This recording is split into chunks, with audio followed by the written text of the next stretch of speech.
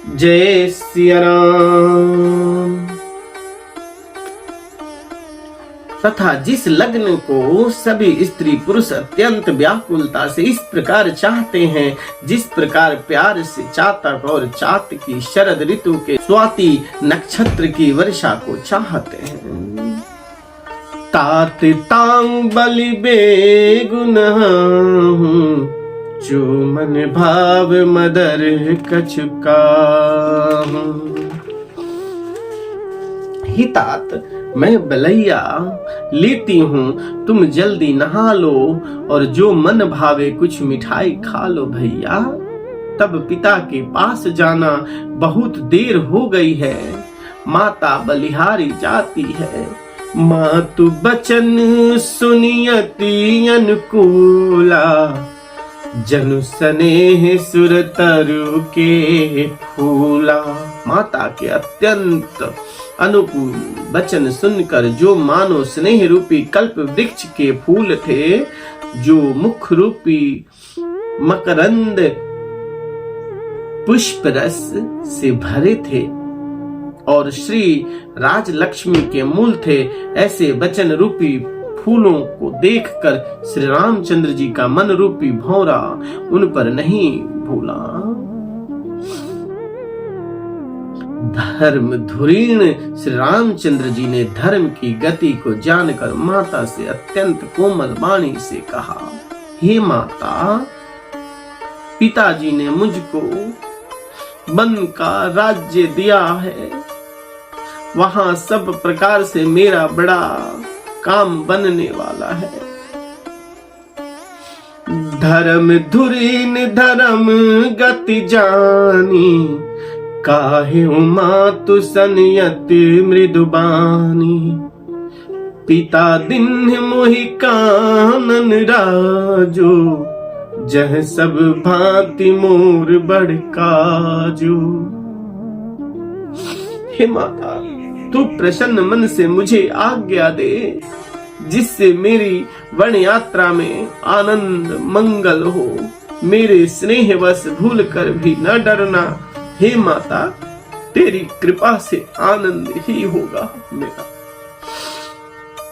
14 वर्ष में वन में रहकर पिताजी के वचनों का प्रमाणित सत्य कर फिर लौट कर तेरे चरणों का दर्शन करूंगा। तू मन को म्लान दुखी न कर मां। रघुकुल में श्रेष्ठ श्री रामचंद्र जी ये बहुत ही नम्र और मीठे वचन माता के हृदय में बाण के समान लग रहे थे। उस शीतल वाणी को सुनकर कौशल्या वैसी ही शाम कर सूख गई, जैसे बरसात का पानी पड़ने से जवासा सूख जाता है।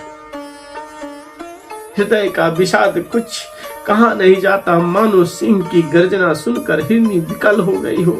नेत्रों में जल भर आया, शरीर थर थर कांपने लगे, मानो मछली मांजा पहली वर्षा का फेन खाकर बदहवास हो जाती है। धरि धीरज सुत बदन निहारे, गद गद बचन कहती महतारी।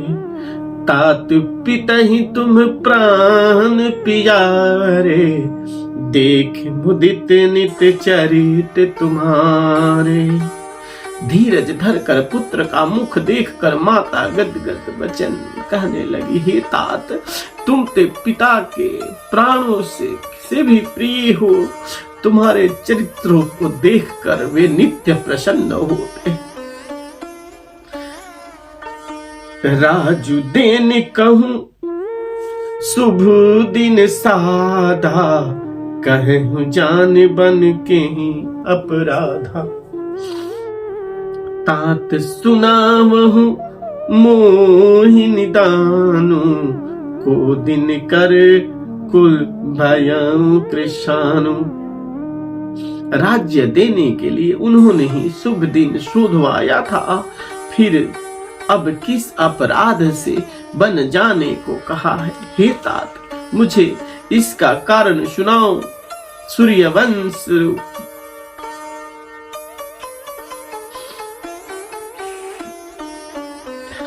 सूर्यवंश रूपी वन को जलाने के लिए अग्नि कौन हो गया। दोहा।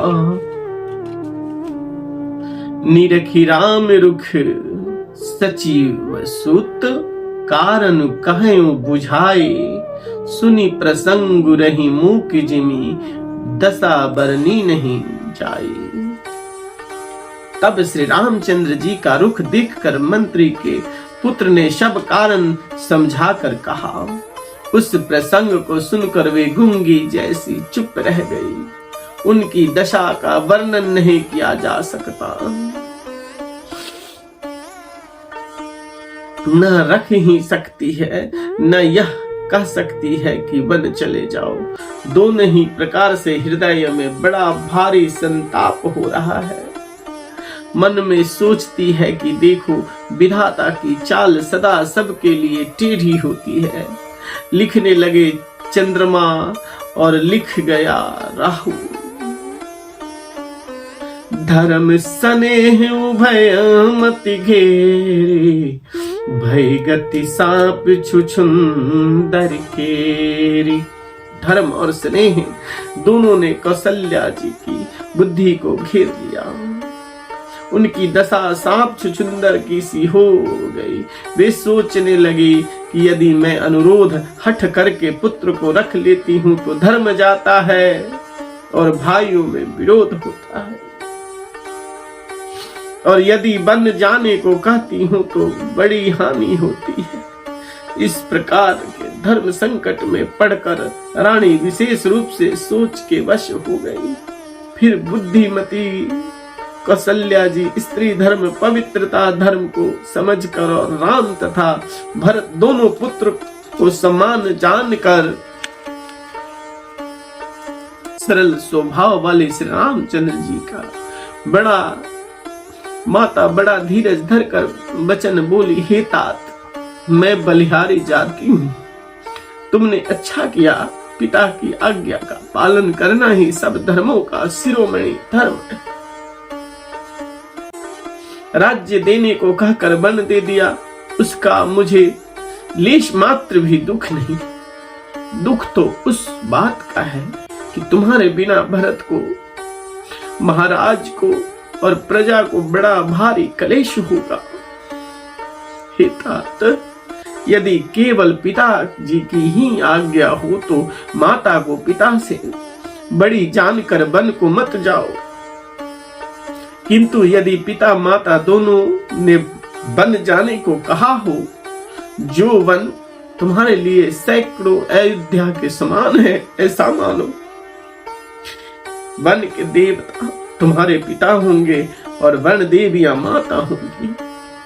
वहां के पशु पक्षी तुम्हारे चरण कमलों के सेवक होंगे। राजा के लिए अंत में तो वनवास करना उचित ही है। केवल तुम्हारी सुकुमार अवस्था देखकर हृदय में दुख होता है। बड़ भागी बनु अवध अभागी, जो रघुवंश तिलक तुम त्यागी। जय सुत कहो संग मोहिले, तुम्हारे हृदय हो संदेह। हे रघुवंश के तिलक, वन बड़ा भाग्यवान है और यह अवध अभागी जिसे तुमने त्याग दिया है। पुत्र, यदि मैं कहूं कि मुझे भी अपने साथ ले चलो तो तुम्हारे हृदय में संदेह होगा कि माता इसी बहाने मुझे रोकना चाहती है। हे पुत्र, तुम सभी के परम प्रिय हो, प्राणों के प्राण और हृदय के जीवन हो। वही प्राणाधार तुम कहते हो कि माता मैं वन को जाऊं, और मैं तुम्हारे वचनों को सुनकर बैठी पछताती रहूं। यह सोचकर झूठा स्नेह बढ़ाकर मैं हठ नहीं करती। बेटा, मैं बलैया लेती हूँ। माता का नाता मानकर मेरी सुध भूल न जाना। देव पितर सब तुम ही गोसाई, राखहु पलक नयन की इनाई। अवधि अम्बु प्रिय परिजन मीना, तुम्हें करुणा कर धर्म दुरीना। हे गोसाई, सब देव और पितर तुम्हारी वैसे ही रक्षा करे जैसे पल के आंखों की रक्षा करती है। तुम्हारे वनवास की अवधि 14 वर्ष जल है, प्रियजन और कुटुंब मछली है। तुम दया की खान और धर्म की धुरीन धारण करने वाले हो। ऐसा विचार कर वही उपाय करना जिससे सबके जीते जी तुम आ मिलो। मैं बलिहारी जाती हूँ, तुम सेवकों, परिवार वालों और नगर भर को अनाथ करके सुख पूर्वक वन को जाओ। सब कर आज सुकृत फल बीता, भय कराल काल विपरीता। आज सबके पुण्यों का फल पूरा हो गया, कठिन काल हमारे विपरीत हो गया। इस प्रकार बहुत विलाप करके और अपने को परम अभागिनी जानकर माता श्री रामचंद्र जी के चरणों में लिपट गई। दारुण दुसई दाहु उर व्यापा, बरनि न जाहि बिलाप कलापा। राम उठाई मात उर लाए, कहीं मृदु बचन बहुरी समझाए। हृदय में भयानक दुशाह संताप छा गया। उस समय के बहुविधि विलाप का वर्णन नहीं किया जा सकता। श्री रामचंद्र जी ने माता को उठाकर अपने हृदय से लगा लिया और फिर कोमल वचन कहकर उन्हें समझाया। दोहा, आज इसी दोहा पे विश्राम देंगे। कल प्रातः इसी दोहा से शुभारंभ करेंगे। समाचार तेहि समय सुनी, सिया उठी अकुलाई। जाई सासु पदु कमल जुग, बंदी बैठी सिरुनाई। सियावर रामचंद्र की जय।